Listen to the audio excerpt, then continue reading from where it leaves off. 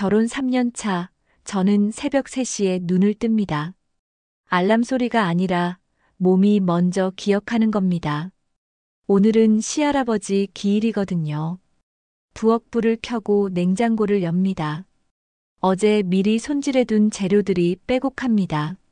30가지가 넘는 제사 음식. 전 부치고 나물 무치고 찌개 끓이고. 제 손은 이제 시키지 않아도 알아서 움직입니다. 시계를 봅니다. 3시 20분. 큰언니, 아니 큰며느리 지영씨는 지금쯤 폭신한 침대에서 자고 있겠죠. 회사 일이 바빠서라는 핑계로 어제도 일찍 들어가셨으니까요. 막내 며느리 은혜씨도 마찬가지입니다. 아직 애기 같아서라는 시어머니의 말씀 덕분에 은혜씨는 늘 면제입니다. 그렇게 저만 남았습니다. 둘째 며느리 박수진. 가장 적당히 부려먹기 좋은 며느리. 남편 민호가 부스스한 얼굴로 부엌에 들어섭니다. 수진아, 너무 일찍 일어난 거 아니야? 걱정하는 척이지만 도와주려는 건 아닙니다. 3년 동안 단 한 번도 같이 음식을 준비한 적이 없으니까요. 괜찮아요. 익숙해요. 짧게 대답하고 다시 칼질을 시작합니다. 정말 괜찮은 건 아니지만 뭐라고 더 말해봤자 달라지는 건 없으니까요. 너희 집은 집안일 별로 없다며. 어머니도 며느리한테 일 안 시킨다며. 연애할 때 민호가 했던 말이 자꾸 떠오릅니다. 맞벌이 부부로 자유롭게 살 수 있을 거라고 믿었던 제가 바보였죠. 오전 7시 식구들이 하나둘 모입니다. 큰아들 준혁 씨 가족이 먼저 도착했습니다. 지영 씨는 명품 핸드백을 소파에 툭 던지며 거실로 들어섭니다. 어머님, 안녕하세요. 어휴, 아침부터 교통이 막혀서 죽는 줄 알았어요. 시어머니는 환하게 웃으시며 지영 씨의 손을 잡습니다. 그래도 왔잖아. 큰 며느리가 있어야 제사상이 제대로 차려지는 거지. 고생했어. 저는 주방에서 그 광경을 바라봅니다. 제가 새벽부터 차려놓은 음식들. 지영 씨는 젓가락 하나 들지 않았는데 시어머니는 마치 지영 씨가 다 준비한 것처럼 말씀하십니다. 정말이지 가슴이 답답합니다. 오전 8시 막내 민석이네도 도착했습니다. 은혜 씨는 예쁜 원피스를 입고 사뿐사뿐 걸어 들어옵니다. 어머니, 제가 늦은 거 아니죠? 걱정돼서 아침도 못 먹고 왔어요. 아니야, 아니야. 우리 막내 며느리는 참 예쁘게도 꾸미고 왔네.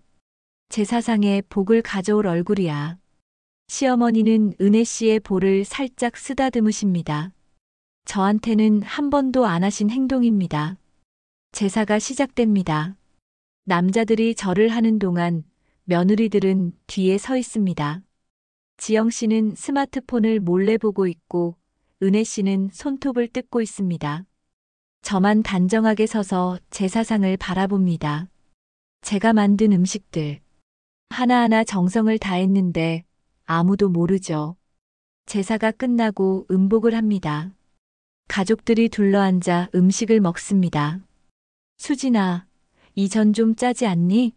시어머니의 한마디에 식탁이 조용해집니다. 저는 재빨리 전을 하나 집어 먹어봅니다. 전혀 짜지 않습니다. 아니에요, 어머님. 간이 딱 맞는데요. 하지만 시어머니는 고개를 저으십니다. 아니야, 분명 짜. 내 입맛이 틀릴 리 없어. 지영이 내가 먹어봐.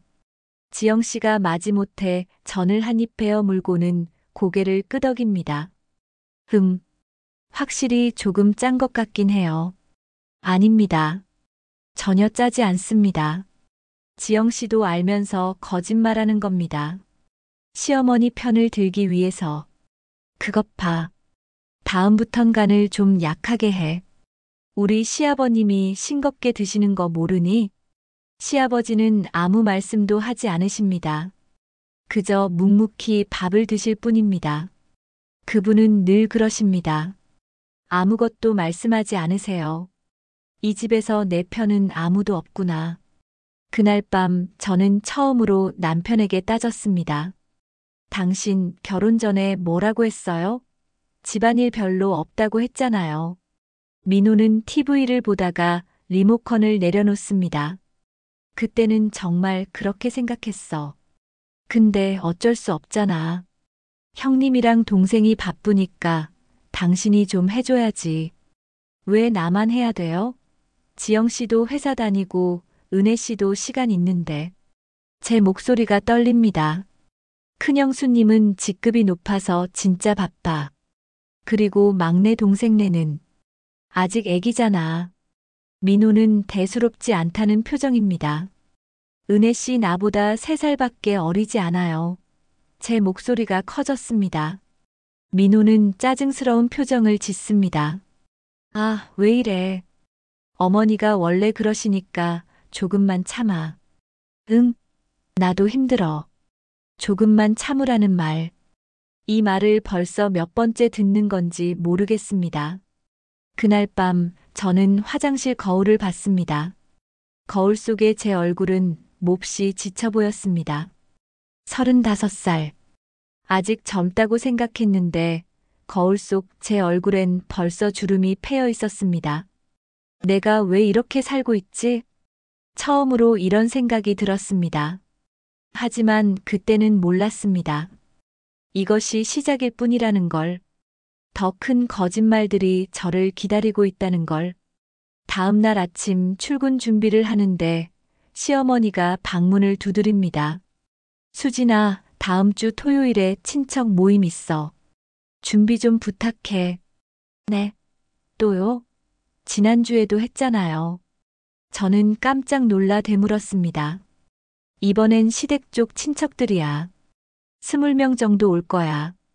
큰 며느리는 애들 학원 때문에 바쁘고 막내 며느리는 아직 친척들 얼굴도 다 못 외웠으니까 내가 주도해줘. 제 입에서 한숨이 나옵니다. 시어머니는 그 한숨 소리를 듣고도 모른 척합니다. 너 혹시 나한테 불만 있어? 아, 아니에요. 제가 하죠, 뭐. 저는 고개를 숙였습니다. 그래, 역시 둘째 며느리가 제일 쓸모 있어.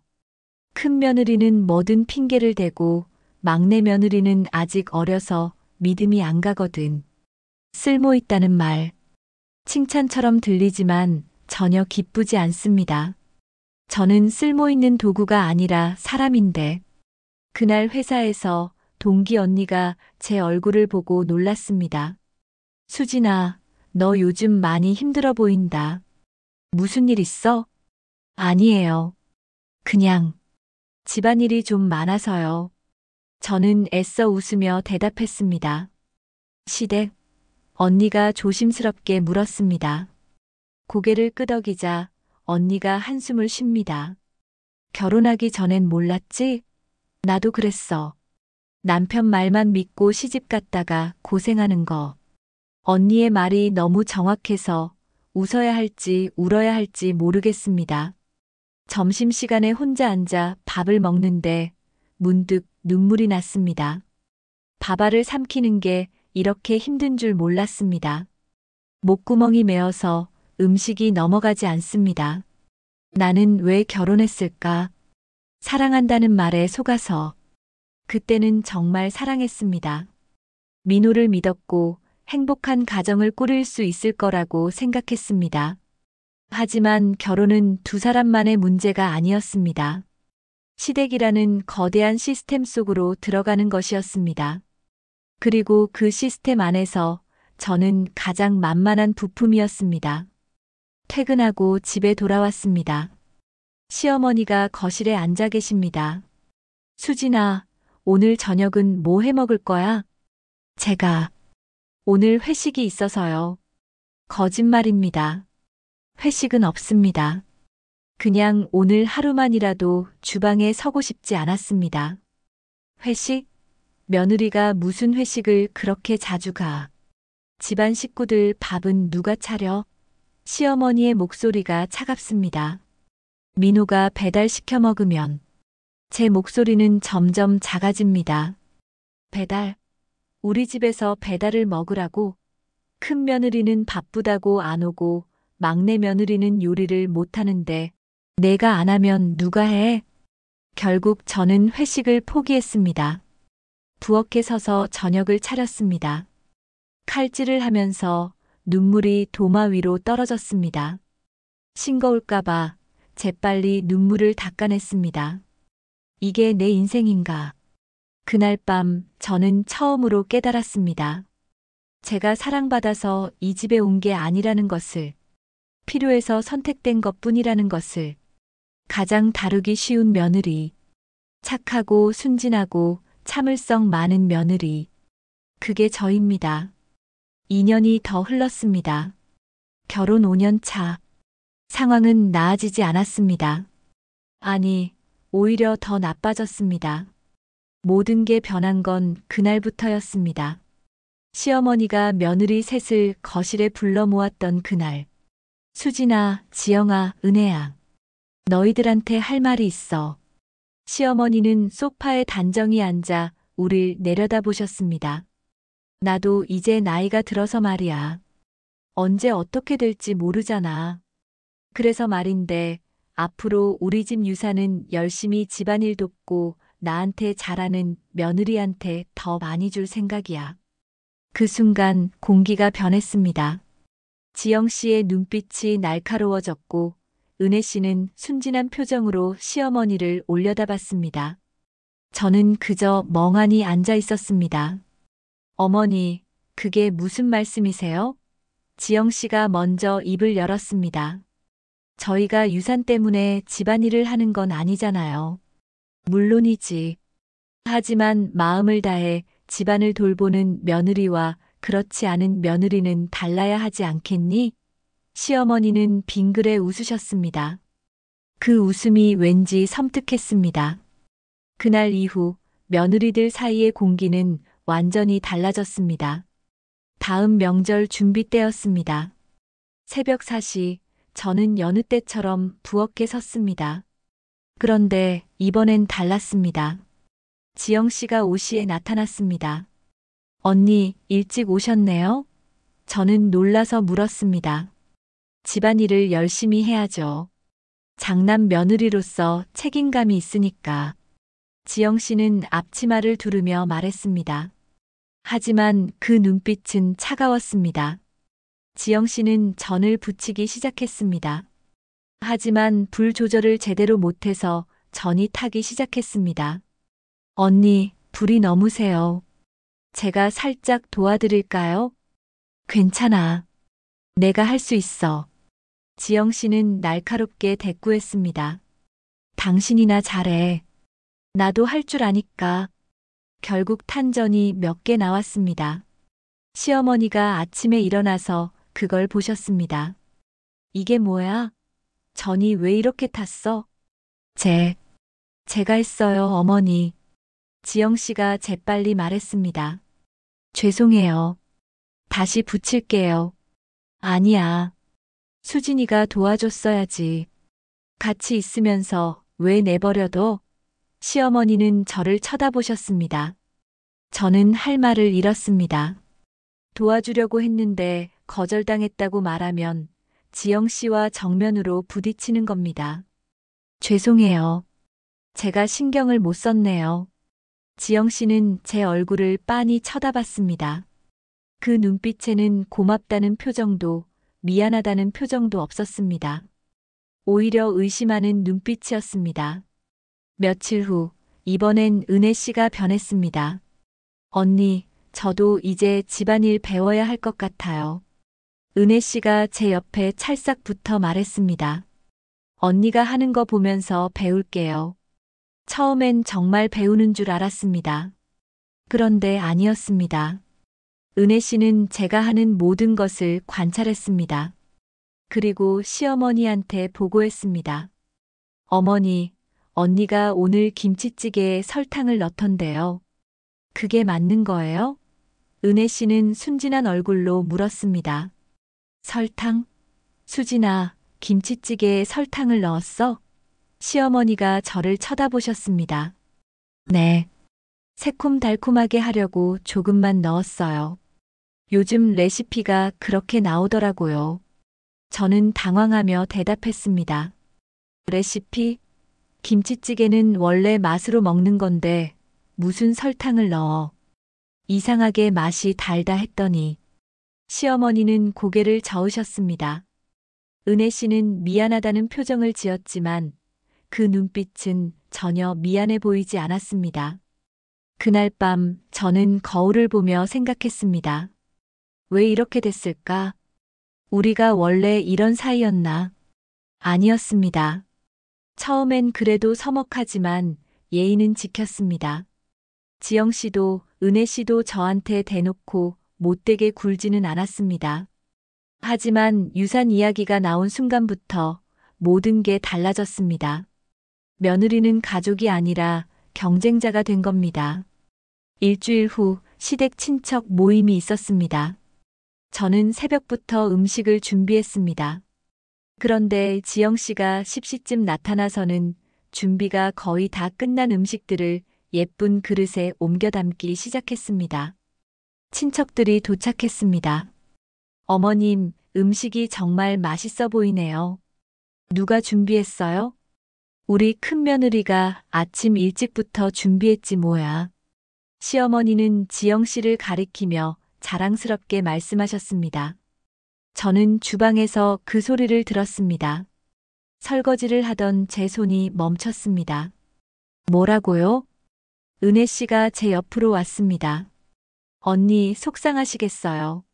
저라도 언니가 준비한 거라고 말씀드릴까요? 하지만 그 목소리는 전혀 진심이 아니었습니다. 아니에요. 괜찮아요. 저는 고개를 저었습니다. 언니는 착하긴 해요. 근데요, 착하기만 하면 이 집에서 살아남을 수 없어요. 은혜 씨는 웃으며 거실로 나갔습니다. 살아남는다. 이 집이 생존 경쟁의 장소가 된 겁니다. 그날 밤 민호에게 말했습니다. 당신 형님 부인이랑 동생 부인 요즘 이상해요. 저한테 너무 날카롭게 대해요. 민호는 핸드폰을 보며 대답했습니다. 뭐가 이상해. 그냥 며느리들끼리 좀 경쟁하는 거지. 어머니가 그런 식으로 말씀하시니까 당신도 좀 더 열심히 하면 되잖아. 저도 열심히 하고 있어요. 제 목소리가 커졌습니다. 그래, 알아. 근데 왜 이렇게 예민해? 다들 그렇게 사는 거야. 민호는 짜증스러운 표정을 지었습니다. 그 순간 깨달았습니다. 남편도 이 경쟁을 당연하게 여긴다는 걸. 아내가 힘들어하는 것보다 형제들 사이에서 밀리지 않는 게 더 중요한 겁니다. 다음 날 회사에서 실수를 했습니다. 중요한 서류를 잘못 작성한 겁니다. 상사한테 크게 혼났습니다. 수진 씨, 요즘 집중력이 너무 떨어져요. 무슨 일 있어요? 죄송합니다. 앞으로 조심하겠습니다. 고개를 숙였지만 눈물이 났습니다. 화장실에 가서 거울을 봤습니다. 눈 밑에 다크서클이 짙게 패여 있었습니다. 새벽마다 일어나고 밤늦게까지 집안일을 하고 며느리들과 신경전을 벌이느라 잠을 제대로 못 잤습니다. 이러다 내가 무너지겠구나. 저녁에 퇴근해서 집에 갔습니다. 거실에 시어머니와 지영 씨, 은혜 씨가 모여 앉아 있었습니다. 제가 들어서자 대화가 뚝 끊겼습니다. 수진이 왔네. 시어머니가 저를 보며 말씀하셨습니다. 마침 잘 왔어. 다음 주에 시아버지 칠순잔치 할 건데 준비 좀 부탁해. 다음 주요? 그렇게 급하게요? 저는 깜짝 놀랐습니다. 급한 게 아니라 원래 계획이었어. 지영이랑 은혜한테는 벌써 말했는데 너만 몰랐네. 시어머니는 태연하게 말씀하셨습니다. 거짓말이었습니다. 지영 씨와 은혜 씨는 어색한 표정으로 저를 쳐다봤습니다. 둘도 방금 들은 눈치였습니다. 시어머니는 일부러 저만 마지막에 부른 겁니다. 다른 며느리들 앞에서 저를 시키기 위해서. 근데 어머님 칠순잔치면 손님이 많이 오실 텐데요. 혼자 준비하기엔. 제가 조심스럽게 말했습니다. 혼자? 아니지. 지영이랑 은혜도 도와줄 거야. 그치? 시어머니가 두 사람을 쳐다봤습니다. 네, 물론이죠. 지영 씨가 대답했습니다. 하지만 눈빛은 차가웠습니다. 저도 도와드릴게요, 언니. 은혜 씨도 환하게 웃었습니다. 하지만 그 웃음이 진심일 리 없었습니다. 그날 밤 저는 침대에 누워 생각했습니다. 도대체 언제까지 이렇게 살아야 할까? 이 경쟁은 언제 끝날까? 그리고 가장 무서운 건 저도 변하고 있다는 겁니다. 처음엔 그냥 인정받고 싶었습니다. 하지만 이젠 지고 싶지 않습니다. 지영 씨와 은혜 씨한테 밀리고 싶지 않습니다. 저도 유산이 탐나기 시작한 겁니다. 진심으로 집안을 돌보고 싶었던 마음이 어느새 경쟁에서 이기고 싶은 마음으로 변하고 있었습니다. 이게 시어머니가 원했던 걸까요? 며느리들을 서로 경쟁시켜서 더 많은 일을 시키는 것. 그리고 그 과정에서 며느리들의 순수한 마음까지 망가뜨리는 것. 저는 이제 확신했습니다. 이 집안은 정상이 아니라고. 그리고 저는 이 비정상 속에서 점점 무너지고 있다고. 하지만 여전히 모르겠습니다. 어떻게 해야 이 상황에서 벗어날 수 있는지. 아니, 벗어날 수는 있는 건지. 칠순잔치 준비가 한창이던 어느 날이었습니다. 저는 새벽 5시에 일어나 시장에 갔습니다. 50명분의 음식 재료를 사야 했습니다. 지영 씨는 회사 미팅이 있다고 했고, 은혜 씨는 몸이 안 좋다며 늦게 온다고 했습니다. 결국 혼자였습니다. 늘 그렇듯이. 무거운 장바구니를 들고 집에 돌아왔을 때 허리가 끊어질 것 같았습니다. 하지만 쉴 틈이 없었습니다. 재료를 손질하고 양념을 만들고 음식을 준비해야 했습니다. 오전 10시쯤 목이 말라 물을 마시러 거실로 나왔습니다. 그때였습니다. 시어머니 방에서 목소리가 들려왔습니다. 문이 살짝 열려 있었습니다. 어머니, 그래도 수진이가 요즘 많이 한다고 생각하는데요. 지영 씨의 목소리였습니다. 뭘 많이 해? 당연한 거 하는 거지. 시어머니의 목소리가 차갑게 들렸습니다. 수진이가 제일 만만하니까 계속 부려먹어. 어차피 순진해서 끝까지 참을 거야. 제 손에서 물컵이 미끄러질 뻔했습니다. 황급히 벽에 몸을 숨겼습니다. 그래도 유산 이야기는 좀. 지영 씨의 목소리가 조심스러워졌습니다. 아니야. 그게 제일 효과적이야. 며느리들이 서로 경쟁하게 만들면 나는 편하게 앉아서 모든 걸 받을 수 있잖아. 특히 수진이는 착해서 무슨 짓을 해도 참거든. 시어머니는 웃으셨습니다. 그 웃음소리가 제 귓가에서 울렸습니다. 근데 수진이가 알면 어떻게 해요? 지영 씨가 물었습니다. 알긴 뭘 알아. 설마 이런 대화를 엿들을 것 같아? 그리고 설령 알아도 어쩔 수 없어. 이미 5년이나 이렇게 살았는데 지금 와서 뭘 바꾸겠어. 시어머니의 목소리는 확신에 차 있었습니다. 저는 그 자리에서 얼어붙었습니다. 숨을 쉬는 것조차 힘들었습니다. 제사 음식 준비도 이제 전부 수진이한테 맡기세요. 저는 회사 일이 바빠서요. 지영 씨의 목소리가 다시 들렸습니다. 그래, 알았어. 너는 이제 편하게 쉬어. 큰 며느리니까 너무 고생시킬 순 없지. 발걸음 소리가 들렸습니다. 저는 황급히 부엌으로 도망쳤습니다. 손이 떨렸습니다. 물컵을 싱크대에 내려놓는데 손이 너무 떨려서 컵이 흔들렸습니다. 수진아, 부엌에 뭐 하러 왔어? 지영 씨가 부엌 문 앞에 섰습니다. 물 마시러요. 저는 겨우 대답했습니다. 아, 그래. 나도 목 말랐는데. 지영 씨는 냉장고에서 생수를 꺼내 마셨습니다. 칠순잔치 준비 잘 되고 있어? 힘들면 말해. 내가 도와줄게. 거짓말이었습니다. 방금 전까지 시어머니와 함께 저를 비웃고 있었으면서, 네, 괜찮아요. 저는 고개를 돌렸습니다. 지영 씨의 얼굴을 볼 수가 없었습니다. 지영 씨가 나가고 저는 그 자리에 주저앉았습니다.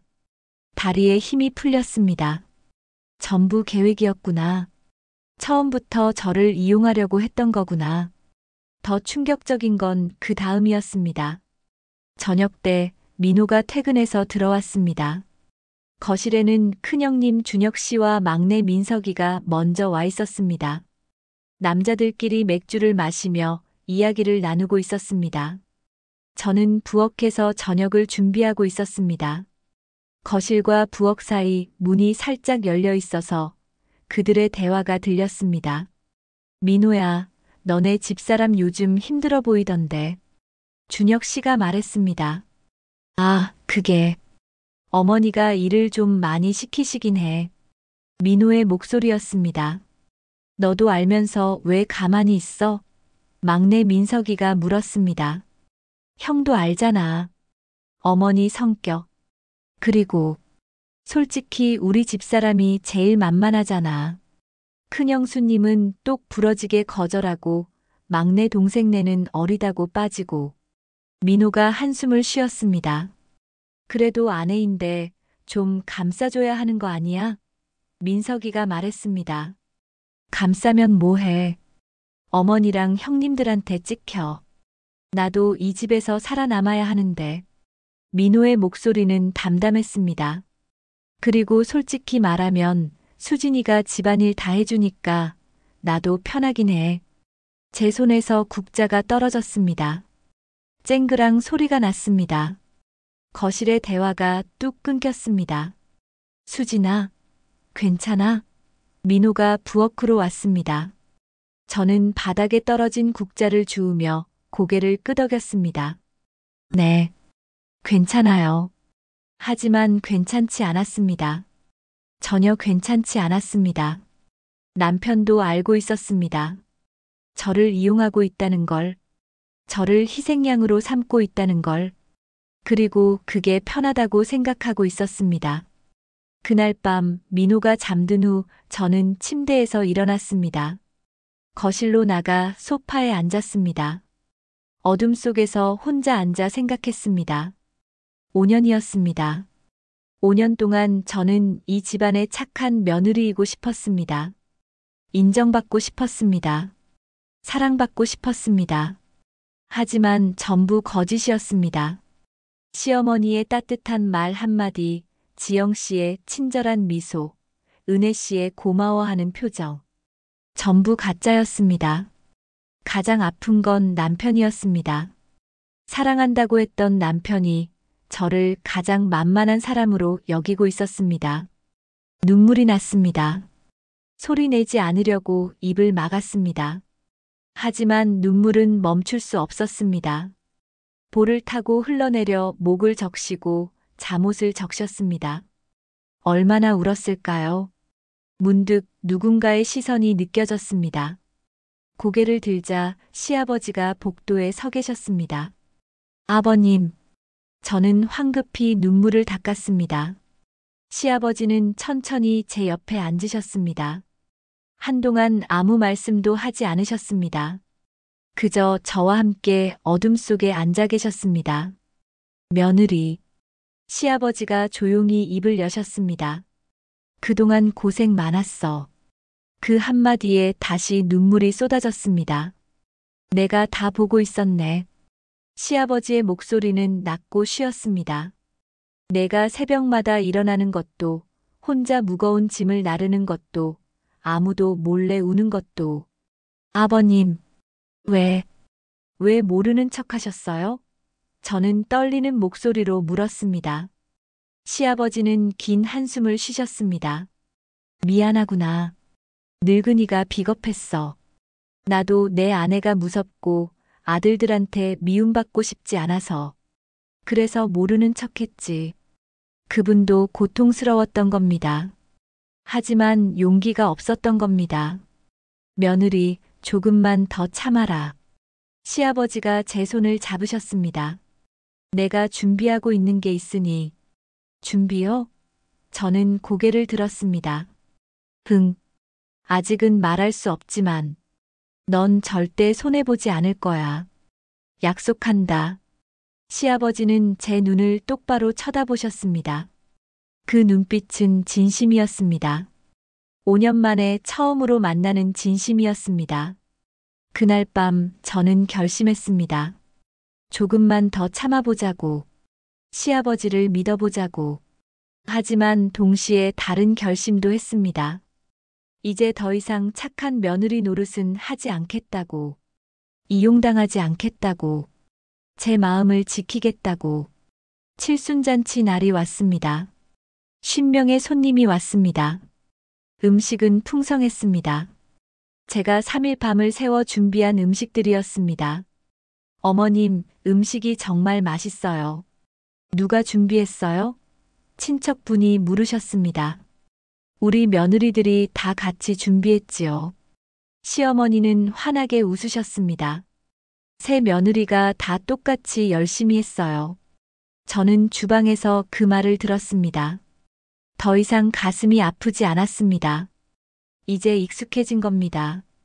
지영 씨와 은혜 씨는 거실에서 손님들과 이야기를 나누고 있었습니다. 예쁘게 화장하고 좋은 옷을 입고 웃으며 인사했습니다. 저는 앞치마를 두른 채 부엌에서 설거지를 했습니다. 수진아, 잠깐 나와봐. 시아버지가 부엌으로 오셨습니다. 네, 아버님. 저는 손을 닦고 나갔습니다. 시아버지는 저를 조용한 방으로 데려가셨습니다. 서랍을 열고 낡은 봉투 하나를 꺼내셨습니다. 이걸 받아라. 절대 다른 사람한테 보여주지 마라. 시아버지는 제 손에 봉투를 쥐어주셨습니다. 이게 뭐예요?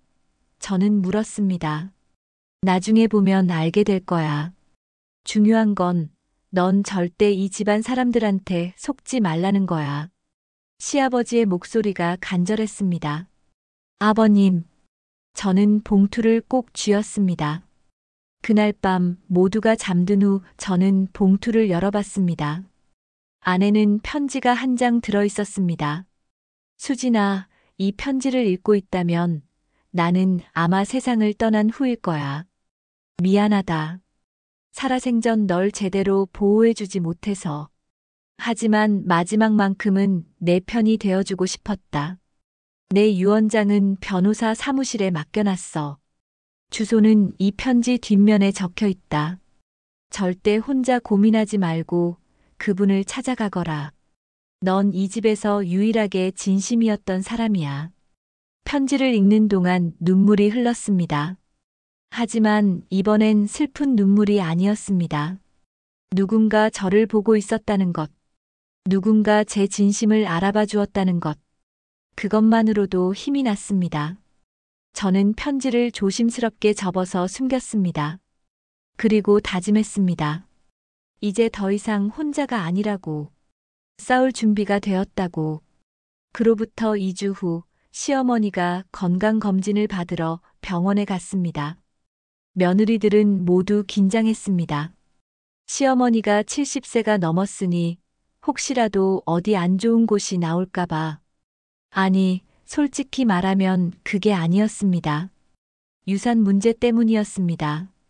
검진 결과가 나오는 날, 며느리 셋이 병원 복도에 모였습니다. 지영 씨는 명품 가방을 무릎에 올려놓고 초조하게 시계를 쳐다봤고, 은혜 씨는 손톱을 뜯으며 안절부절 못했습니다. 저는 창밖을 바라보며 생각했습니다. 시아버지의 편지, 유언장, 도대체 무슨 내용일까? 진료실 문이 열렸습니다. 시어머니가 나오셨는데 얼굴이 창백했습니다. 뒤따라 나온 의사 선생님의 표정도 무거웠습니다. 어머님, 지영 씨가 달려갔습니다. 괜찮으세요? 은혜 씨도 따라갔습니다.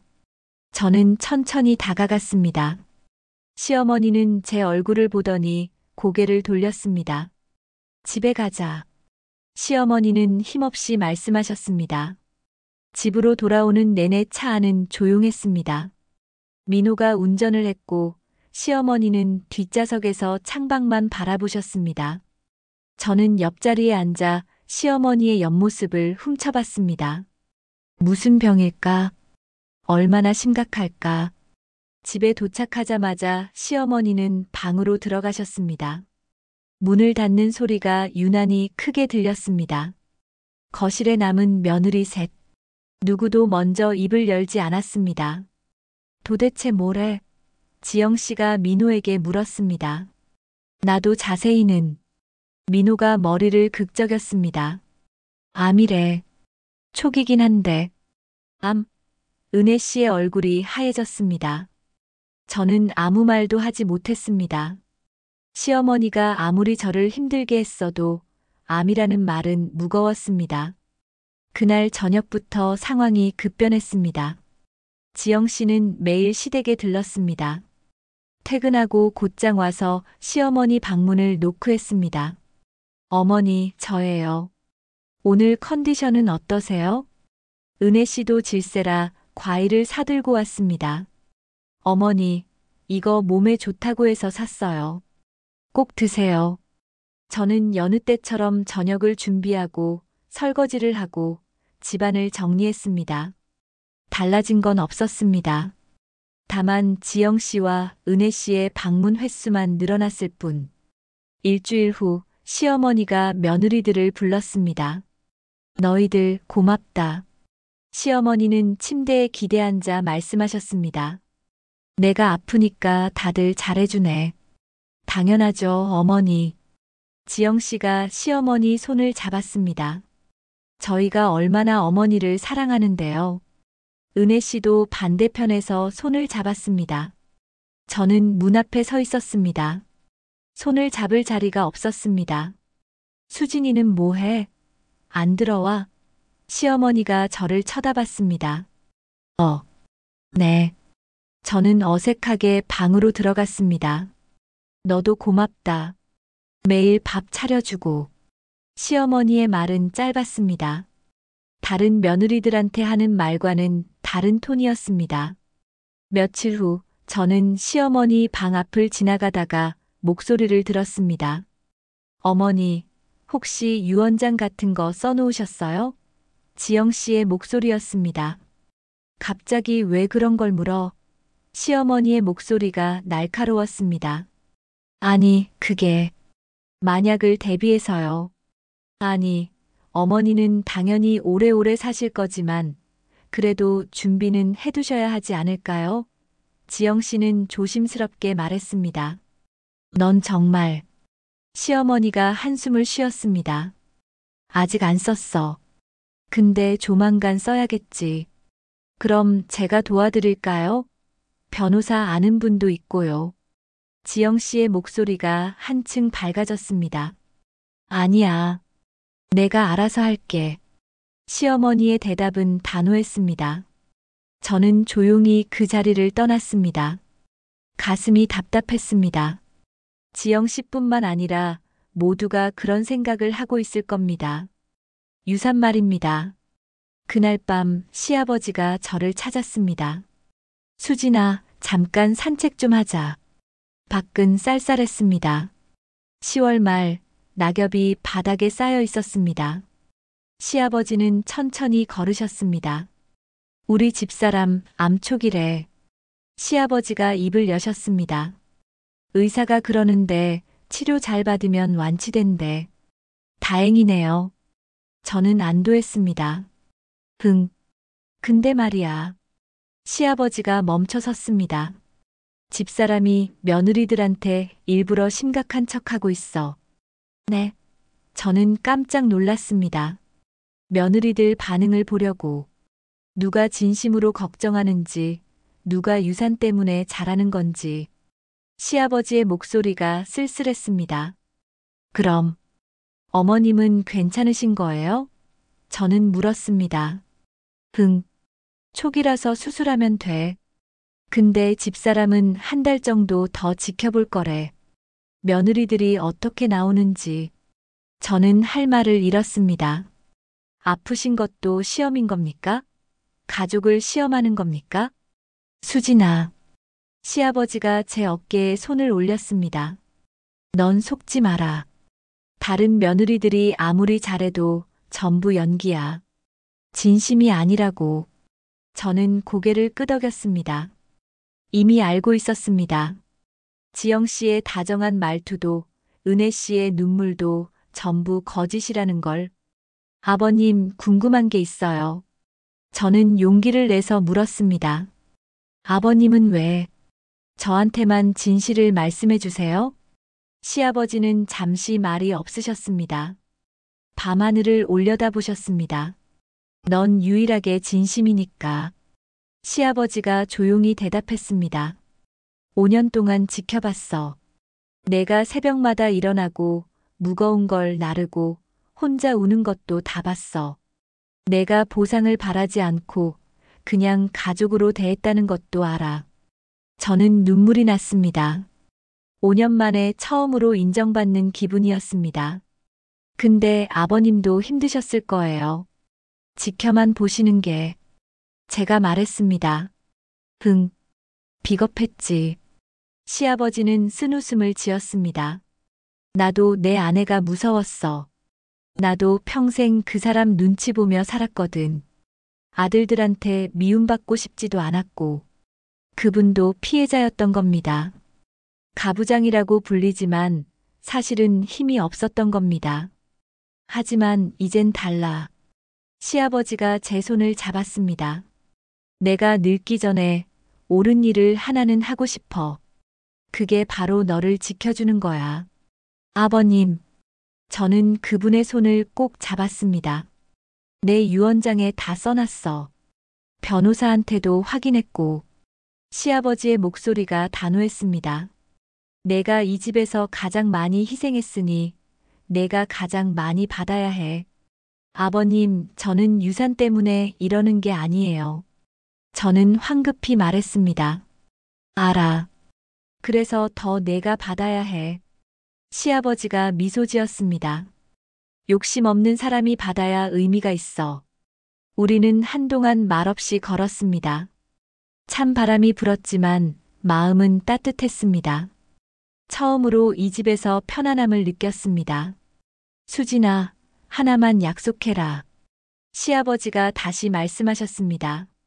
네, 아버님. 저는 대답했습니다.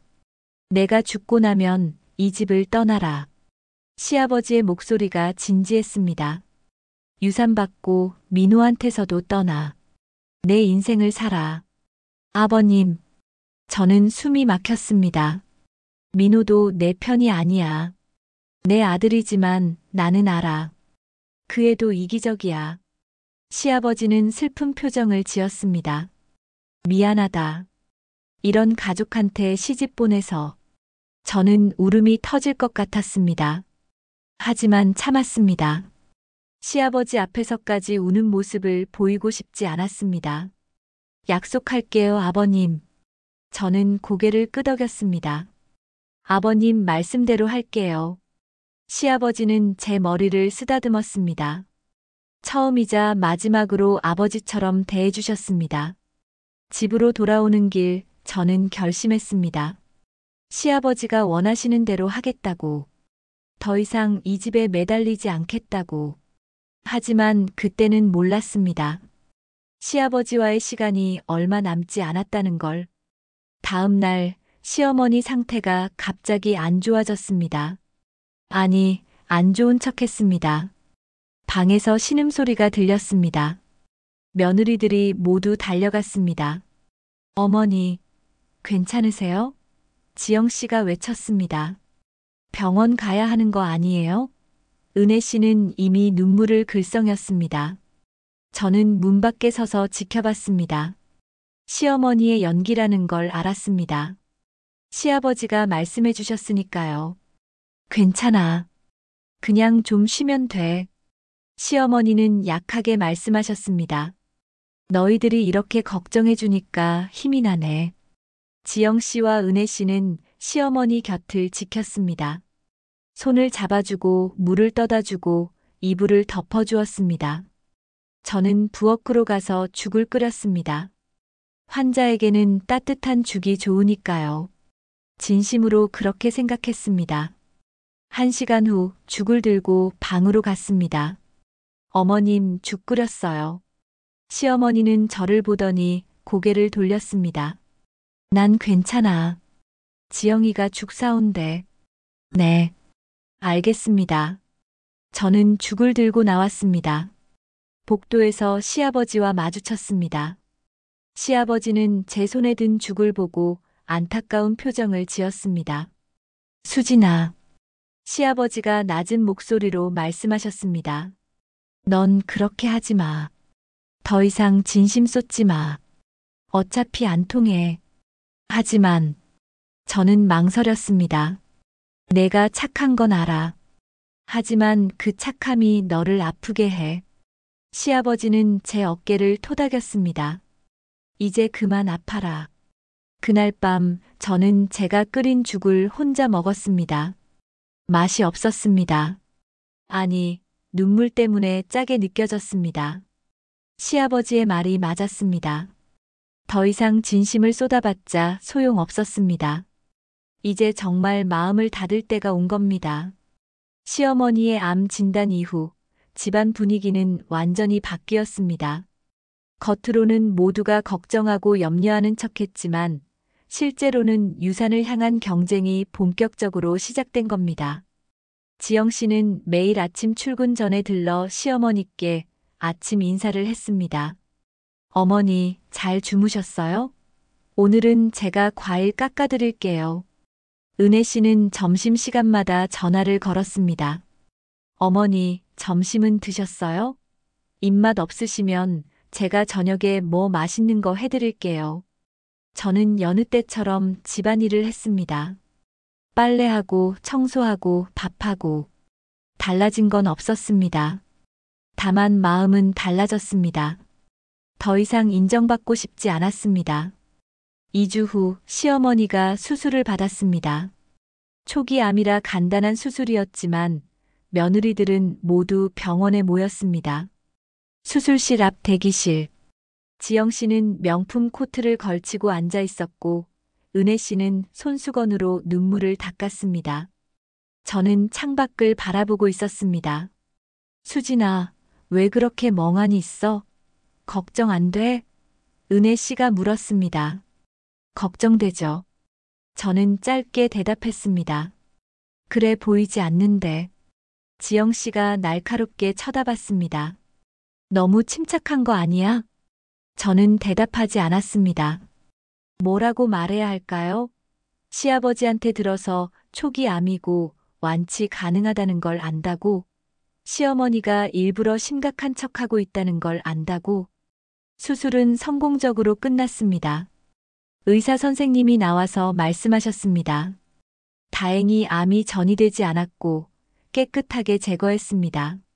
앞으로 관리만 잘하시면 문제 없을 거예요. 다행이다. 은혜 씨가 손을 모았습니다. 정말 다행이네요. 지영 씨도 안도의 한숨을 쉬었습니다. 하지만 저는 그들의 얼굴에서 다른 감정을 읽었습니다. 안도가 아니라 실망. 시어머니가 너무 빨리 회복될까봐 걱정하는 표정이었습니다. 병실로 옮겨진 시어머니는 피곤해 보이셨습니다. 며느리들이 병상 주위에 둘러섰습니다. 어머니, 수술 잘 끝났어요. 지영 씨가 시어머니 손을 잡았습니다. 이제 괜찮으실 거예요. 은혜 씨도 반대편 손을 잡았습니다. 저는 발치 쪽에 서 있었습니다. 손잡을 자리가 없었습니다. 시어머니가 눈을 떴습니다. 며느리들을 하나하나 쳐다보시더니 제게서 시선을 멈췄습니다. 수진이도 왔구나. 시어머니의 목소리는 약했습니다. 네, 어머님. 저는 고개를 숙였습니다. 고맙다. 시어머니는 다시 눈을 감으셨습니다. 그날 밤 며느리들이 교대로 간병하기로 했습니다. 지영 씨가 먼저 자원했습니다. 제가 오늘 밤 여기 있을게요. 내일은 제가 할게요. 은혜 씨도 말했습니다. 모레는 모두가 저를 쳐다봤습니다. 제가 하겠습니다. 저는 대답했습니다. 하지만 실제로는 아무도 제대로 간병하지 않았습니다. 지영 씨는 병실 소파에서 잤고 은혜 씨는 간호사한테 다 맡겼습니다. 제 차례가 되었을 때 저는 정말로 간병했습니다. 시어머니가 깨실 때마다 물을 드리고 자세를 바꿔드리고 불편한 건 없는지 여쭤봤습니다. 새벽 3시 시어머니가 깼습니다. 수진아, 물 좀 줘. 네, 어머님. 저는 물을 따라 드렸습니다. 시어머니는 물을 마시고 저를 쳐다봤습니다. 넌 왜 이렇게까지 해? 그냥요. 저는 담담하게 대답했습니다. 아픈 사람 돌보는 게 당연한 거잖아요. 다른 며느리들은 안 그러던데. 시어머니의 목소리에 뭔가 묻어났습니다. 저는 대답하지 않았습니다. 너도 유산 때문이지? 시어머니가 다시 물었습니다. 아니요. 저는 고개를 저었습니다.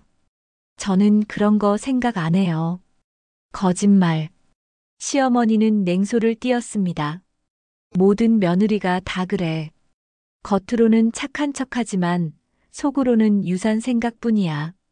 저는 아무 말도 하지 않았습니다. 뭐라고 변명해도 소용없다는 걸 알았으니까요. 일주일 후 시어머니는 퇴원했습니다. 집으로 돌아온 그날부터 회복은 빨랐습니다. 의사 말대로 초기라서 그런지 금방 일상생활이 가능해졌습니다. 하지만 시어머니는 여전히 아픈 척했습니다. 방에서 나오지 않고 며느리들을 계속 시켰습니다. 수진아, 약 좀 가져다 줘. 지영아, 죽 좀 끓여줘. 은혜야, 방 청소 좀 해줘. 며느리들은 경쟁하듯 움직였습니다. 누가 더 빨리, 누가 더 정성스럽게. 저는 지쳐갔습니다. 시아버지는 괜찮다고 더 이상 진심 쏟지 말라고 했지만 몸은 자동으로 움직였습니다. 5년 동안 길들여진 습관이었습니다. 어느 날 저녁, 저는 시아버지 서재를 청소하고 있었습니다. 먼지를 닦다가 책꽂이 사이에 낀 종이 한 장을 발견했습니다. 펼쳐보니 가족 사진이었습니다. 오래된 사진. 30년 전쯤으로 보였습니다. 사진 속 시아버지는 젊었고 시어머니도 웃고 있었습니다. 사진 뒷면에 글씨가 적혀 있었습니다. 시아버지의 글씨체였습니다. 우리 가족이 행복했던 마지막 날. 이후로 모든 게 변했다. 마지막 날. 무슨 의미일까요? 그때 서재 문이 열렸습니다. 시아버지가 들어오셨습니다. 아버님, 이거. 저는 사진을 보여드렸습니다. 시아버지는 사진을 보더니 긴 한숨을 쉬셨습니다. 그날 일이구나. 무슨 일이었어요? 저는 물었습니다. 시아버지는 사진을 쓰다듬으셨습니다. 그날 우리 집안이 유산을 받았어. 내 아버지, 그러니까 내 시할아버지가 돌아가시면서 큰 재산을 남기셨지. 네. 저는 조용히 들었습니다. 그전까지만 해도 우린 평범했어. 집사람도 착했고 아들들도 사이 좋았어. 시아버지의 목소리가 떨렸습니다. 근데 유산이 생기면서 모든 게 변했어. 어떻게요? 제가 물었습니다. 집사람이 변했어. 시아버지는 쓰게 웃었습니다. 돈이 생기니까 욕심이 생겼지. 며느리들한테도 똑같이 하더라고. 유산으로 경쟁시키고 조종하고. 나는 말릴 힘이 없었어. 저는 할 말을 잃었습니다.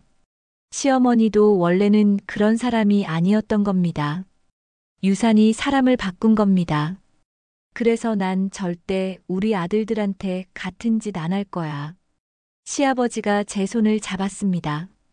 유산은 공평하게 나눌 거야. 그리고 진심으로 가족을 대한 사람한테는 특별히 더 줄 거고. 진심으로 가족을 대한 사람. 저요? 제가 물었습니다. 흥. 시아버지는 고개를 끄덕였습니다. 5년 동안 지켜봤어. 넌 유일하게 변하지 않았어. 그 순간 복도에서 발소리가 들렸습니다.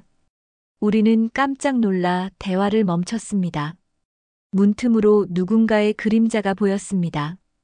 누군가 엿듣고 있었던 겁니다. 시아버지와 저는 눈빛을 교환했습니다. 이건 위험했습니다. 그날 밤 저는 잠을 이룰 수 없었습니다. 누가 들었을까? 지영 씨? 은혜 씨? 아니면 민호? 며칠 후 이상한 일이 일어났습니다. 지영 씨가 갑자기 저한테 친절해졌습니다. 수진아, 요즘 많이 힘들지? 내가 좀 도와줄게. 은혜 씨도 마찬가지였습니다. 언니, 이거 제가 할게요. 언니는 좀 쉬세요. 둘의 태도 변화가 너무 급격했습니다. 이상했습니다. 그리고 일주일 후 더 이상한 일이 벌어졌습니다. 시아버지가 쓰러지신 겁니다. 그날 아침 제가 시아버지 방에 아침 약을 가져다 드리러 갔을 때였습니다. 시아버지는 바닥에 쓰러져 계셨습니다. 아버님, 저는 소리쳤습니다. 119를 불렀고 병원으로 급히 이송됐습니다. 의사는 심근경색이라고 했습니다. 중환자실에 누워 계신 시아버지. 의식은 있었지만 말씀을 하실 수 없었습니다. 가족들이 모두 모였습니다. 시어머니는 울고 있었고 아들들은 침통한 표정이었습니다. 며느리들은 복도에 서 있었습니다. 지영 씨와 은혜 씨는 수군거렸습니다. 시아버지, 돌아가시면 은혜 씨가 작은 목소리로 말했습니다. 유언장. 지영 씨가 대답했습니다. 저는 그들을 노려봤습니다. 시아버지가 저렇게 위독하신데 유산 생각을 하다니. 하지만 저도 생각했습니다. 시아버지의 유언장. 변호사 사무실 주소가 적힌 편지. 이제 곧 모든 게 드러날 겁니다. 시아버지가 준비하신 것. 진실이 밝혀질 겁니다. 하지만 그 진실이 과연 저를 자유롭게 해줄까요? 아니면 더 큰 지옥으로 밀어넣을까요? 저는 알 수 없었습니다. 시아버지는 결국 깨어나지 못했습니다. 심근경색으로 쓰러진 지 사흘 만에 조용히 숨을 거두셨습니다. 중환자실 밖에서 기다리던 저는 그 순간을 평생 잊지 못할 겁니다. 의사 선생님이 나와서 고개를 저었을 때 시어머니가 무너졌습니다. 여보, 여보. 아들들이 어머니를 붙잡았습니다.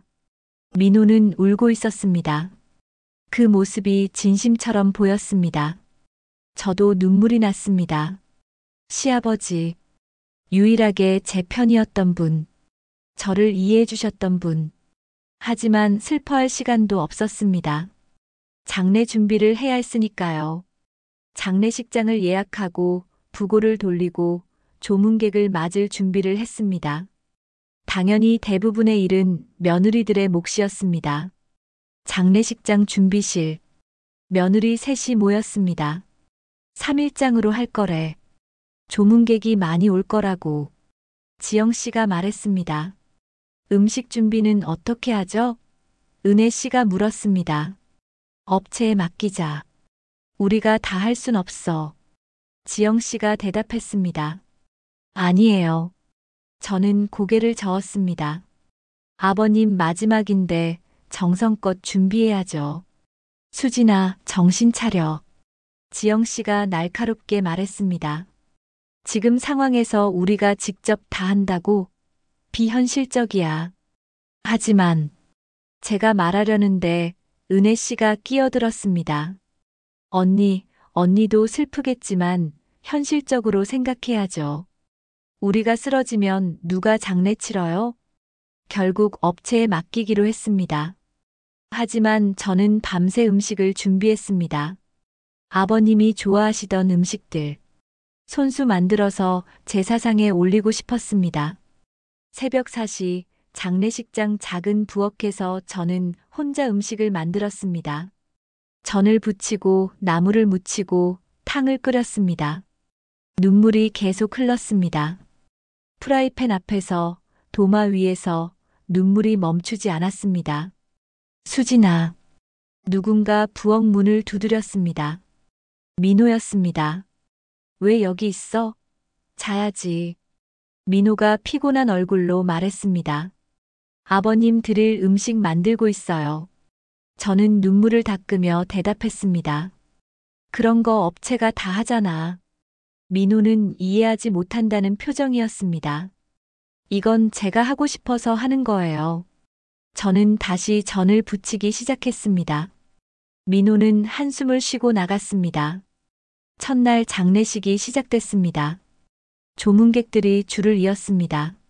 시아버지의 인맥은 넓었습니다. 며느리들은 상주 옆에서 조문객들을 맞았습니다. 절을 받고 인사하고 감사 인사를 했습니다. 시간이 흐르면서 피로가 쌓였습니다. 하지만 쉴 수 없었습니다. 계속해서 사람들이 왔고 음식을 내야 했고 뒷정리를 해야 했습니다. 둘째 날 저녁, 저는 잠깐 화장실에 갔습니다. 거울을 봤는데 제 얼굴이 너무 초췌했습니다. 눈밑이 시커멓게 멍들었고 입술은 바짝 말랐습니다. 화장실에서 나오는데 복도에서 목소리가 들렸습니다. 시어머니와 지영 씨였습니다. 어머니, 장례 끝나면 유언장 확인해야죠. 지영 씨의 목소리였습니다. 그래야지. 시어머니의 목소리는 차분했습니다. 당연히 장남한테 제일 많이 갈 거야. 저는 그 자리에 얼어붙었습니다. 시아버지가 돌아가신 지 겨우 이틀밖에 안 됐는데. 근데 혹시 지영 씨가 조심스럽게 말했습니다. 시아버지가 수진이한테 특별히 뭘 주신 건 아니겠죠? 설마. 시어머니는 웃었습니다. 수진이가 뭘 했다고. 그냥 집안일이나 하는 며느리한테 뭘 주겠어. 제 가슴이 뜨끔했습니다. 시아버지가 해주셨던 말들, 유언장 이야기, 모두 비밀이었습니다. 저는 조용히 그 자리를 떠났습니다. 셋째 날, 발인 날이었습니다. 시아버지의 관이 나갔습니다. 상여가 천천히 움직였고 가족들이 뒤따랐습니다. 저는 걸으면서 생각했습니다. 아버님, 이제 정말 떠나시는구나. 화장장에서 마지막 절을 올렸습니다. 관이 화장로 안으로 들어가는 순간 저는 무너졌습니다. 더 이상 참을 수 없었습니다. 아버님, 제가 중얼거렸습니다. 저 혼자 어떻게 해요? 민호가 제 어깨를 붙잡았습니다. 괜찮아. 이제 끝났어. 끝났다고요? 저는 고개를 들었습니다. 이제 시작인데요. 무슨 말이야? 민호가 물었습니다. 저는 대답하지 않았습니다. 곧 알게 될 테니까요. 장례를 마치고 집으로 돌아왔습니다. 온 집안이 조용했습니다. 장례의 소란이 끝나니 묘한 정적이 흘렀습니다. 저녁 식사 자리. 가족들이 둘러앉았습니다. 아무도 말이 없었습니다. 시어머니가 먼저 입을 열었습니다. 내일 변호사 선생님이 오신대. 유언장 공개하러. 온 식구의 시선이 시어머니께로 향했습니다.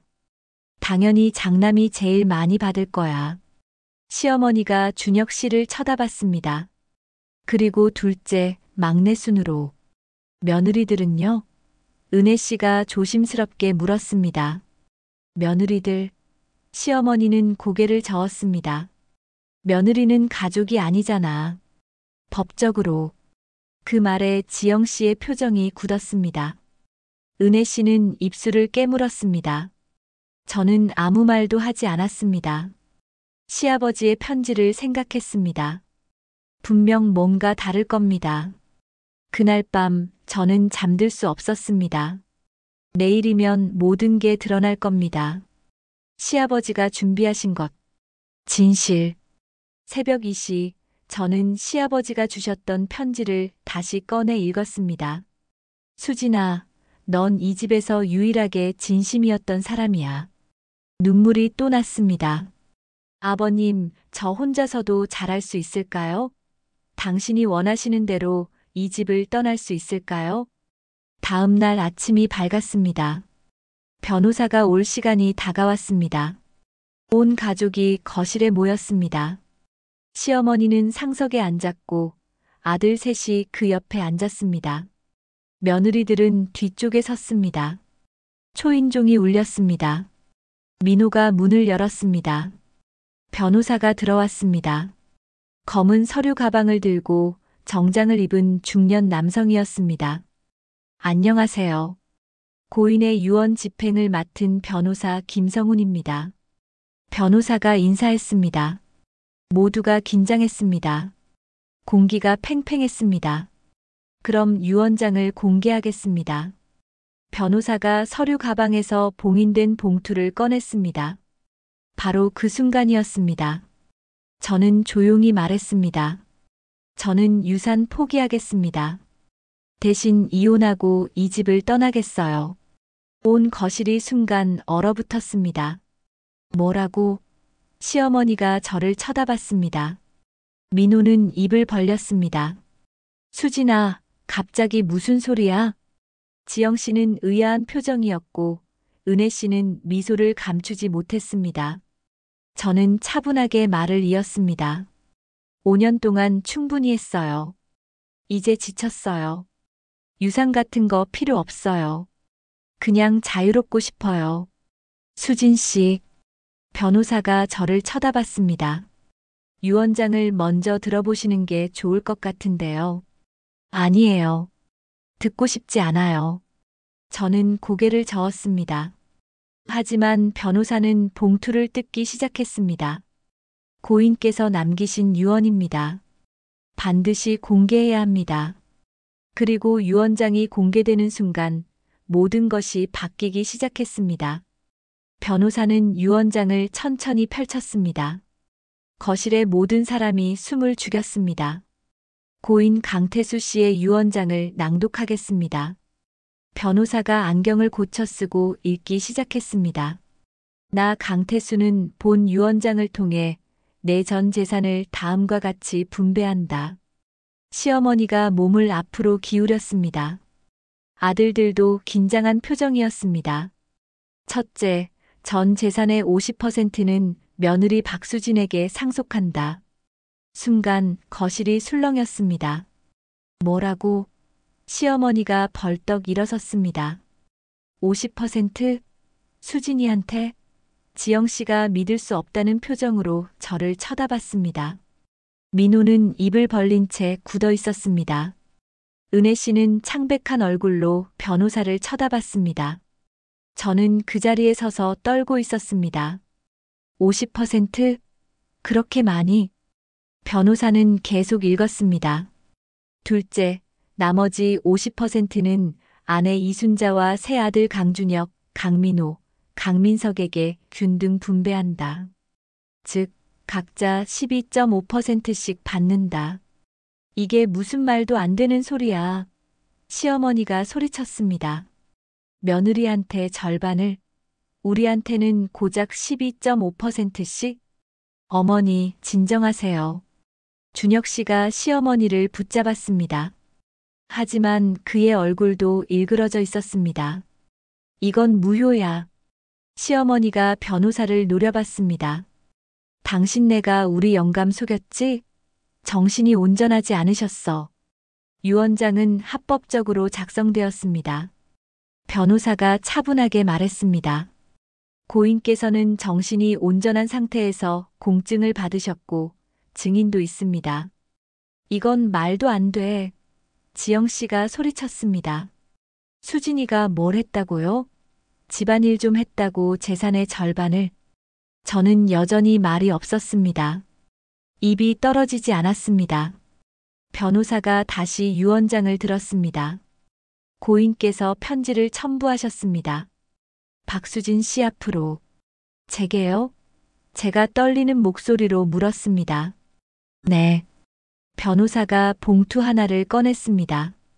여기 계신 모든 분들 앞에서 낭독하라고 하셨습니다. 변호사는 편지를 펼쳤습니다. 수진아, 이 편지를 듣고 있다면 나는 이미 세상을 떠났을 거야. 변호사의 목소리가 거실에 울려 퍼졌습니다. 저는 눈물이 났습니다. 5년 동안 너를 지켜봤다. 내가 새벽 3시에 일어나 제사 음식을 준비하는 것, 무거운 짐을 혼자 나르는 것, 밤마다 혼자 우는 것. 다 봤어. 시어머니의 얼굴이 일그러졌습니다. 다른 며느리들은 유산을 위해 연기했지. 하지만 넌 아무 데가 없이도 최선을 다했어. 그게 진심이라는 걸 나는 알았어. 지영 씨가 입술을 깨물었습니다. 은혜 씨는 고개를 숙였습니다. 내 아내는 유산으로 며느리들을 조종했어. 아들들도 그걸 알면서 방관했지. 나도 비겁했어. 용기가 없었어. 민호가 저를 쳐다봤습니다. 미안하다는 표정이었습니다. 하지만 저는 그의 시선을 피했습니다. 하지만 마지막만큼은 옳은 일을 하고 싶었어. 진심으로 가족을 대한 사람이 보상받아야 한다고 생각했어. 변호사는 잠시 멈췄다가 계속 읽었습니다. 수진아, 하지만 나는 내가 이 돈 때문에 이 가족에 묶이길 원치 않아. 이 유산은 내가 새로운 인생을 시작하는데 쓰거라. 진짜 너를 사랑하는 사람을 만나 행복해지길 바란다. 그리고 부디 이 집을 떠나거라. 내 인생은 내 것이야. 편지가 끝났습니다. 거실은 죽은 듯 조용했습니다. 그리고 폭발했습니다. 이건 무효야. 시어머니가 테이블을 쳤습니다. 당장 소송할 거야. 어머니 말씀이 맞아요. 지영 씨가 변호사를 노려봤습니다. 이건 명백히 불공정해요. 법적으로 다툴 거예요. 수진 언니, 은혜 씨가 제게 다가왔습니다. 언니, 우리 사이좋게 나눠요. 언니도 이건 너무한 거 알잖아요. 저는 한 발짝 뒤로 물러섰습니다. 수진아. 민호가 제 팔을 잡았습니다. 이건 좀 그렇잖아. 우리 가족한테 너무 가혹한 거 아니야? 가혹하다고요? 제 목소리가 떨렸습니다. 5년 동안 새벽 3시에 일어나는 게 가혹하지 않았나요? 혼자 30가지 제사 음식 만드는 게 가혹하지 않았나요? 수진아, 그건. 민호가 말을 잇지 못했습니다. 저는 가족들을 하나하나 쳐다봤습니다. 어머님. 저는 시어머니를 봤습니다. 저한테 쓸모 있다고 하셨죠. 도구처럼 부려먹으면서 유산으로 경쟁시켰죠. 시어머니는 고개를 돌렸습니다. 지영 씨, 저는 큰 며느리를 봤습니다. 제가 만든 음식을 자기가 만든 것처럼 시어머니한테 보고하셨죠. 제 실수는 일일이 고자질하면서. 지영 씨는 입술을 깨물었습니다. 은혜 씨, 저는 막내 며느리를 봤습니다. 겉으로는 친절한 척하면서 뒤에서 저를 이간질했죠. 순진한 얼굴로 거짓말하면서. 은혜 씨는 얼굴이 빨개졌습니다. 그리고 당신. 저는 민호를 똑바로 쳐다봤습니다. 결혼 전에 거짓말했죠. 집안일 없다고, 어머니가 며느리한테 일 안 시킨다고. 저를 가장 만만한 며느리로 선택했죠. 민호는 고개를 숙였습니다. 제가 무너뜨린 게 아니에요. 저는 차갑게 말했습니다. 당신들이 스스로 무너진 거예요. 저는 진심이었는데 여러분은 전부 거짓이었잖아요. 수진아, 우리가 잘못했어. 민호가 제 손을 잡으려 했습니다. 다시 시작하자. 내가 잘할게. 저는 손을 뿌리쳤습니다. 늦었어요. 이미 너무 늦었어요. 수진 씨, 변호사가 말했습니다. 유산을 받으시겠습니까? 저는 잠시 생각했습니다. 시아버지의 마지막 말씀. 내 인생은 내 것이야. 네. 저는 고개를 끄덕였습니다. 받겠습니다. 그리고 이혼하겠습니다. 수진아. 민호가 소리쳤습니다. 안 돼. 시어머니가 제 앞을 막아섰습니다. 내가 우리 가족을 무너뜨리려는 거냐? 아니에요. 저는 시어머니를 똑바로 쳐다봤습니다. 이미 무너져 있었어요. 저는 그냥 떠나는 거예요. 소송할 거야. 지영 씨가 소리쳤습니다. 끝까지 싸울 거야. 그러세요. 저는 담담하게 대답했습니다.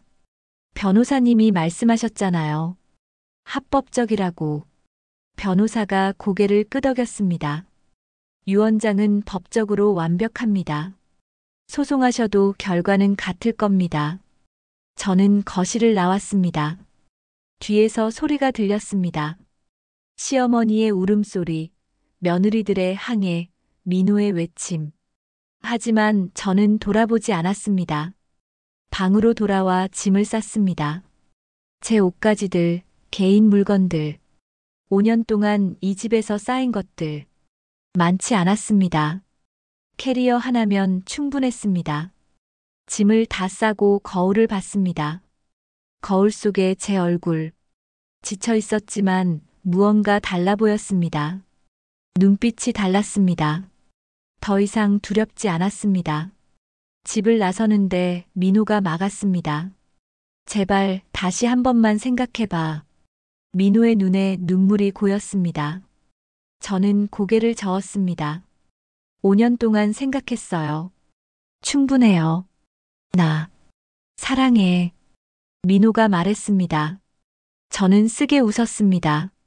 사랑이 이런 건 줄은 몰랐네요. 현관문을 열고 나섰습니다. 10월의 찬바람이 얼굴을 스쳤습니다. 차갑지만 상쾌했습니다. 택시를 탔습니다. 기사님한테 친정 주소를 말했습니다. 차가 출발하면서 저는 뒤를 돌아봤습니다. 5년을 살았던 집, 지옥 같았던 그곳, 이제 다시는 돌아가지 않을 겁니다. 핸드폰이 울렸습니다. 민호였습니다. 받지 않았습니다. 지영 씨도 전화했습니다. 받지 않았습니다. 대신 어머니한테 전화했습니다. 엄마, 나 지금 가고 있어. 울음이 터졌습니다. 어머니는 아무 말 없이 들어주셨습니다. 그리고 조용히 말씀하셨습니다. 잘했다, 우리 딸. 이제 집에 와. 네, 엄마. 저는 눈물을 닦았습니다. 택시 창밖으로 가을 풍경이 지나갔습니다. 떨어지는 낙엽, 높은 하늘, 따뜻한 햇살. 세상은 여전히 아름다웠습니다. 그리고 저는 이제 자유였습니다. 1년이 흘렀습니다. 저는 어머니와 함께 작은 카페를 열었습니다. 수진의 아침이라는 이름을 붙였습니다. 새벽이 아닌 제가 원하는 시간에 여는 아침이라는 뜻이었습니다. 카페는 조용한 주택가에 있었습니다. 크지 않았지만 따뜻했습니다. 햇살이 잘 드는 창가 자리, 어머니가 직접 만드신 커튼, 제가 고른 아늑한 소파. 처음으로 제가 원하는 공간이었습니다. 아침 9시 카페 문을 열었습니다. 단골 손님 몇 분이 들어오셨습니다. 사장님, 오늘 케이크 맛있어 보이네요. 한 분이 말씀하셨습니다. 오늘 아침에 구웠어요. 저는 웃으며 대답했습니다. 이곳에서 저는 사장님이었습니다.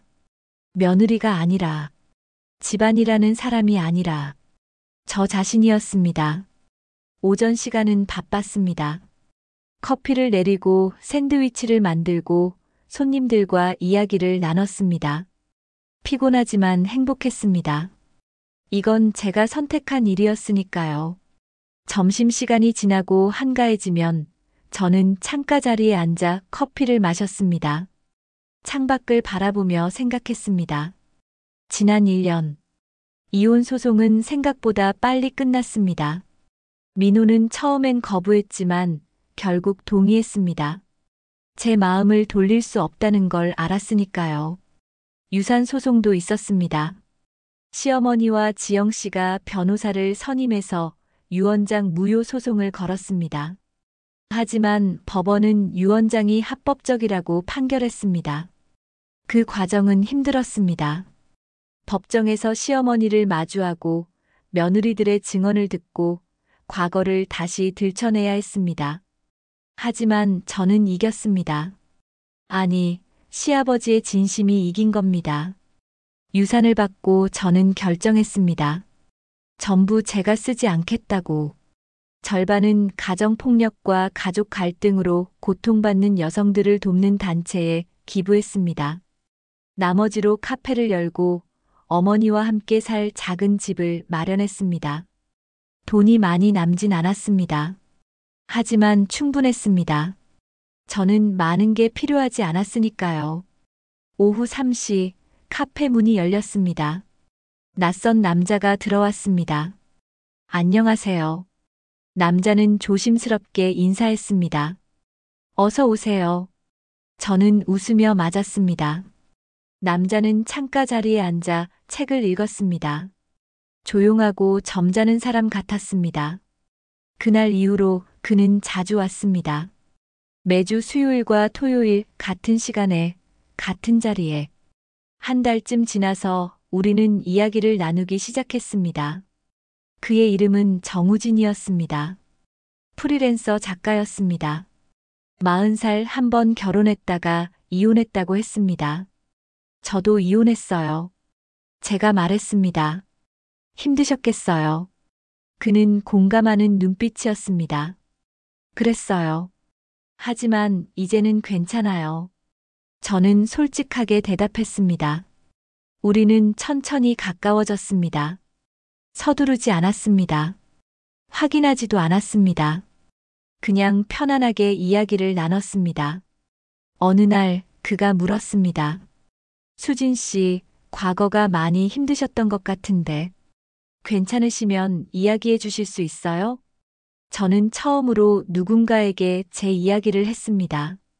거짓말로 시작된 결혼, 끝없는 집안일, 며느리들과의 경쟁, 시아버지의 유언장.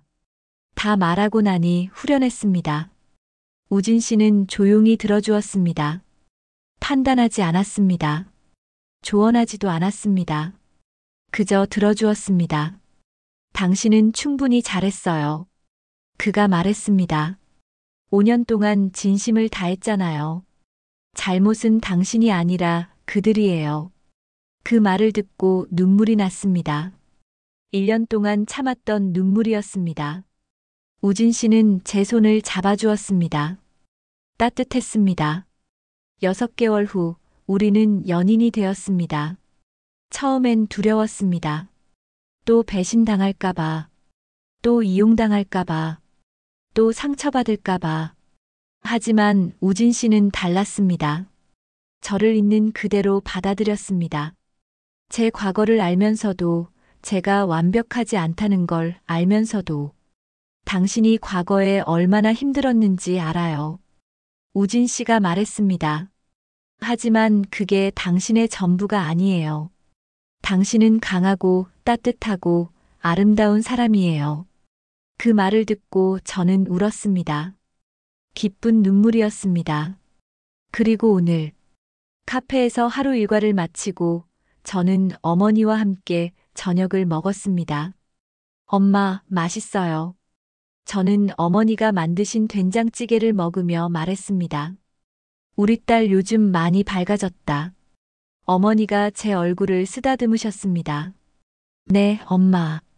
행복해요. 저는 웃었습니다. 그래, 그걸로 됐어. 어머니도 웃으셨습니다. 식사 후 저는 혼자 산책을 나갔습니다. 가을 저녁이었습니다. 낙엽이 바닥에 깔려 있었습니다. 공원 벤치에 앉았습니다. 하늘을 올려다봤습니다. 별이 보이기 시작했습니다. 아버님, 저는 중얼거렸습니다. 저 잘 살고 있어요.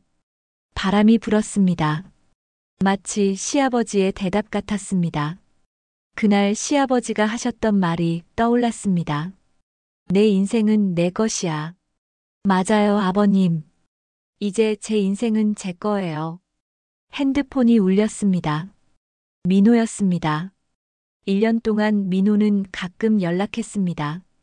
미안하다고, 다시 만나자고, 기회를 달라고. 처음엔 받지 않았습니다. 하지만 몇 달 전부터는 받기 시작했습니다. 더 이상 두렵지 않았으니까요. 이번에도 받았습니다. 수진아. 민호의 목소리는 지쳐 있었습니다. 왜요? 저는 담담하게 물었습니다. 그냥 잘 지내는지 궁금해서. 민호가 말했습니다. 잘 지내요. 저는 대답했습니다. 그래. 다행이다. 민호는 한숨을 쉬었습니다. 우리 집은 엉망이야. 형님네도 이혼했고, 동생네도 별거 중이고, 어머니는 매일 우시고, 저는 아무 말도 하지 않았습니다. 내가 잘못했어. 민호가 말했습니다. 너무 늦게 깨달았어. 내가 얼마나 소중한 사람인지 이제 알았으면 됐어요. 저는 조용히 말했습니다. 수진아, 나 아직도 너를. 민호의 목소리가 떨렸습니다.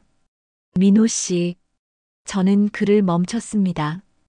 이제 그만해요. 우리는 끝났어요. 제발. 민호가 애원했습니다. 당신을 용서해요. 저는 천천히 말했습니다. 당신도 시어머니도 지영 씨도 은혜 씨도 다 용서해요. 당신들도 각자의 상처가 있었고 각자의 이유가 있었다는 거 알아요. 수진아. 민호의 목소리에 희망이 섞였습니다. 하지만 저는 단호하게 말했습니다. 용서한다고 해서 다시 가까워지는 건 아니에요. 저는 제 인생을 살 거예요. 당신도 당신 인생을 사세요. 전화를 끊었습니다. 가슴이 아프진 않았습니다. 오히려 후련했습니다.